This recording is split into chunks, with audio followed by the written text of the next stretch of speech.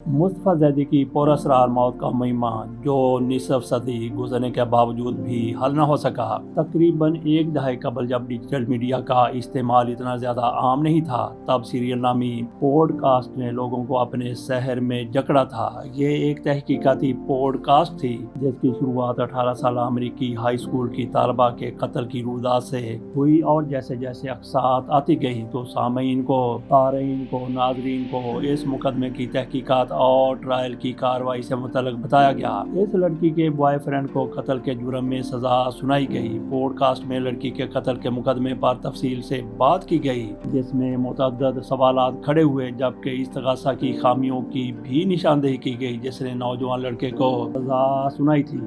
ये पॉडकास्ट फौरी तौर पर मकबूल हो गई। 2 साल के अरसे में इस पॉडकास्ट को 8 करोड़ बार डाउनलोड किया गया, जबकि उसने हकीकी क्राइम डॉक्यूमेंट्री का एक ट्रेंड सेट किया जो अब भी चल रहा है। इसके बाद न सिर्फ पॉडकास्ट बल्कि मुतअद्दिद ओनली मर्डर्स इन बिल्डिंग जैसी टीवी सीरीज भी नशर हुई, जबकि कुछ किताबें भी शाया हुई जिनमें इसी तरह कत्ल के पुरअसरार वाक़े की तहकीकात की गई। मिसाल के तौर पर किताब एक गुड गर्ल्स गाइड, हाल ही में इस किताब पर मबनी नेटफ्लिक्स सीरीज भी रिलीज हुई है। वाज़ेह तौर पर सिर्फ तहकीकाती सहाफ़त से नहीं बल्कि ये किसी हकीकी वाक़े से मुतासर होकर लिखी गई है। बदकिस्मती से पाकिस्तान की सहाफ़त में सियासी मामला से हटकर किसी और मामले पर तवज्जो देने का शाज़ो नादर ही वक्त मिल पाता है, जबकि जुराइम को इस मुल्क के बड़े मंजरनामे में अहमियत ही नहीं दी जाती। अखबारात हों या टेलीविज़न, जुराइम से मुतल्लिक़ खबरों को सफ़े अव्वल की हेडलाइन या अखबारात के सफ़ा अव्वल पर जगह नहीं दी जाती, जबकि जुराइम के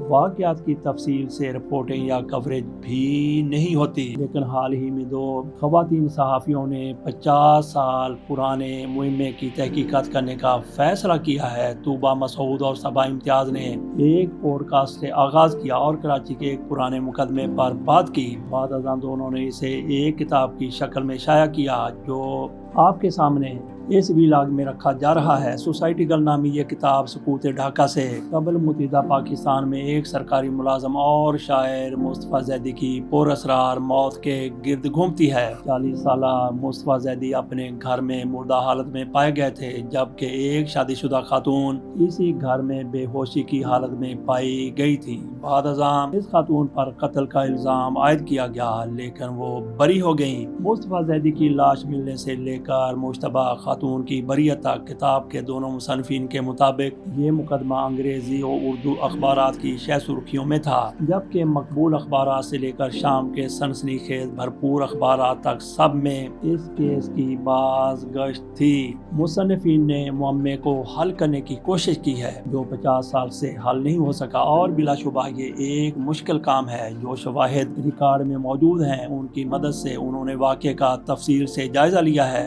लेकिन हकीकी जिंदगी की तरह इस किताब में भी मुस्तफ़ा ज़ैदी का मुहिम्मा पुर असरार है। दोनों मुसन्निफीन ने अपने अपने तौर पर कड़ियाँ जोड़ने की कोशिश की है और इस कहानी को अपने नजरिए से बयान किया है। ताहम उन्होंने ये मुनफरिद काम किया है कि वो इस किताब में कराची के समाजी और सकाफती माहौल पर तबसरा करती हैं, जहाँ मुस्तफ़ा ज़ैदी और शहनाज गिल खातून रहते थे, जबकि उन्होंने इस वक्त की वसी तर सियासी सूरत हाल पर भी तबसरा किया है। मुस्तफ़ा ज़ैदी की इब्तदाई ज़िंदगी और खुदकुशी की मतवातर कोशिश के तनाजुर में दोनों मुसन्निफीन ने ज़हनी सेहत और इससे लापरवाही से मुतल्लिक भी गुफ्तगू की है। शहनाज गिल की अपने शौहर के हमरा कराची मुंतकिली और इनकी समाजी जिंदगियों की वजह से मुसन्निफीन को कराची की अशराफिया पर तबसरा करने का मौका मुयसर आया, जिनके पास क्लब्स की मेंबरशिप होती थी, जबकि उनकी मेट्रोपोल जैसे होटल्स में नाइट लाइफ होती थी। इस मुकदमे के ट्रायल ने खुद इस बात पर बहस छेड़ दी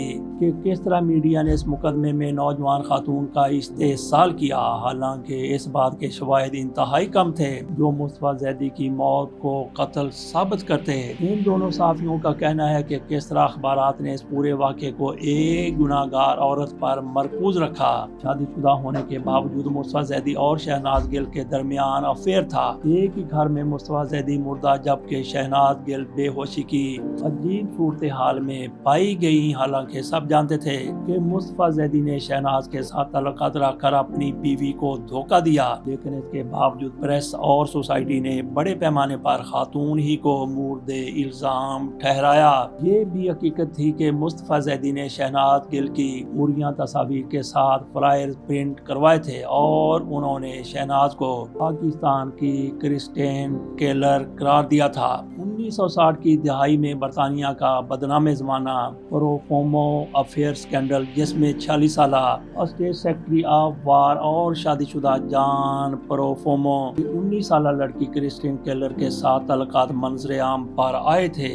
یہ مقدمہ اتنی باریک اور سنسنیخیز تفصیلات سے بھرپور ہے کہ مصنفین نے بتایا کہ کس طرح اس وقت مشرقی پاکستان میں رونما ہونے والے واقعات سے زیادہ عوام کی توجہ اس مقدمے کی پیش رفت پر تھی۔ ایک موقع پر تو ذوالفقار علی بھٹو نے بھی اپنی ایک تقریر میں اس کیس کو سیاسی حمایت حاصل کرنے کے لیے استعمال کیا اور وعدہ کیا کہ ملزمان کو ملک سے فرار کی اجازت نہیں دی جائے گی۔ لیکن کتاب کے اختتام تک نہ صرف اس معاشرے کی خواتین کے ساتھ غیر مساوی سلوک پر افسوس ہوتا ہے، بلکہ اس کے اثرات کو بھی نظر انداز نہیں کیا جا سکتا۔ اس کتاب میں ایک دشوار شخصیت کے مالک مرد کی خاکہ نگاری کی گئی ہے جو ذہین، باصلاحیت، دشوار اور شاید ٹاکسک بھی ہے۔ ان کے دوست اور رشتہ داروں نے ان کے بارے میں بات کی ہے، جبکہ ان کی لکھی شاعری مصطفیٰ زیدی کے خیالات کو ظاہر کرتی ہے۔ ان کا ایک بڑا مشہور شعر تھا، انہی پتھروں پہ چل کے اگر آ سکو تو آؤ،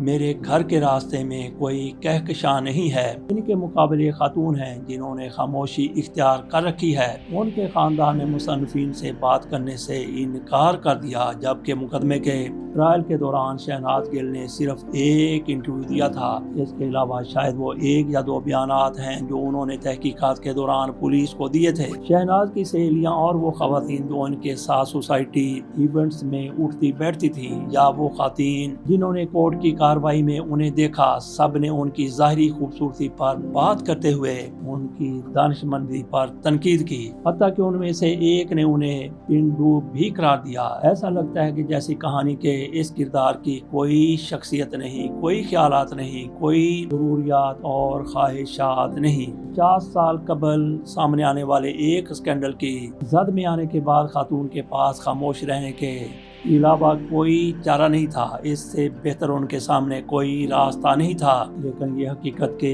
جو لوگ انہیں جانتے تھے وہ بھی ان کی شخصیت کے بارے میں تفہیم اور ان کے کردار سے متعلق کوئی حقیقی خاکہ پیش نہیں کر سکے، جو کہ کتاب کے اختتام پر مایوس کن تھا۔ ہماری سوچ سے زیادہ عورت کو کئی طریقوں سے خاموش کرا دیا گیا، جبکہ مرد کو نہیں، حتیٰ کہ اس کے مرنے کے بعد بھی نہیں۔ مصطفیٰ زیدی اس سے قبل پاکستان کے بڑے بیوروکریٹس میں شامل تھے، لیکن جب جنرل یحییٰ خان کی حکومت آتی ہے، ایوب خان کے بعد وہ ٹیک اوور کرتے ہیں، تو انہوں نے کئی افسروں کو نکال باہر کیا تھا، ان میں ایک مصطفیٰ زیدی بھی شامل تھے۔ ان کی انا کی موت تو شاید اسی دن ہو گئی تھی جب ان پر اس طرح کے الزامات لگائے گئے کہ وہ سروس کرنے کے لیے اہل نہیں ہیں، باقی ان کی موت اس کے بعد ہو گئی۔ مصطفیٰ زیدی نے کئی مرتبہ خودکشی کی کوشش کی تھی، لیکن اس میں کامیاب نہیں ہو سکے تھے۔ بالآخر وہ خودکشی کرنے میں کامیاب ہو گئے اور اس کا سارا مدعا شہناز پر ڈال دیا گیا۔ مصطفیٰ زیدی اردو ادب کے عظیم شاعر اور ادیب تھے، جن کا شمار 20ویں صدی کے ممتاز شاعروں میں ہوتا ہے۔ ان کی شاعری میں رومان، اداسی، فلسفہ اور عصری مسائل کی عکاسی ملتی ہے۔ وہ نہ صرف اپنی شاعری بلکہ اپنی المناک زندگی اور پر اسرار موت کی وجہ سے بھی یاد کیے جاتے ہیں۔ پیدائش 16 اکتوبر 1930، الہ آباد، برطانوی ہندوستان۔ اصل نام سید مصطفیٰ حسینی زیدی۔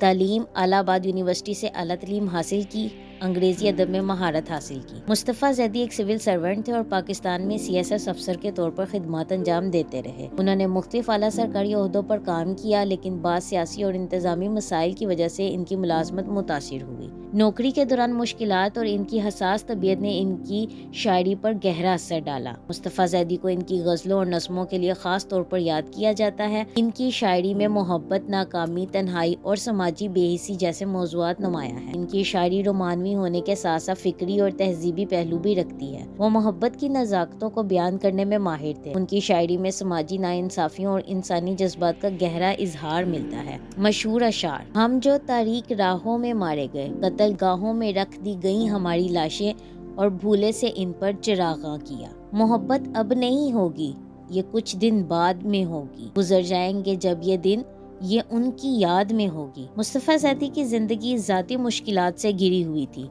इनकी मौत 12 अक्टूबर 1970 को कराची में हुई, जो इंतहाई पुरस्रार हालात में वाक़ हुई। इनकी लाश एक खतून दोस्त शाहिदा काज़मी के घर से मिली, जिसके बाद इस मौत को खुदकुशी या कत्ल का नतीजा करार दिया गया। मुस्तफ़ा ज़ैदी ने उर्दू अदब में गहरे नकूश छोड़े। इनकी शायरी आज भी दिलों को छूती है और इनके अशार ज़िंदगी, मोहब्बत और इंसानियत की गहराइयों को समझने का ज़रिया हैं। वो उर्दू अदब के इन चमकते सितारों में से हैं जिनकी रोशनी वक्त के साथ मज़ीद बढ़ती जा रही है। ये भी एक थ्योरी पाई जाती है। इसके साथ इजाज़त दीजिए।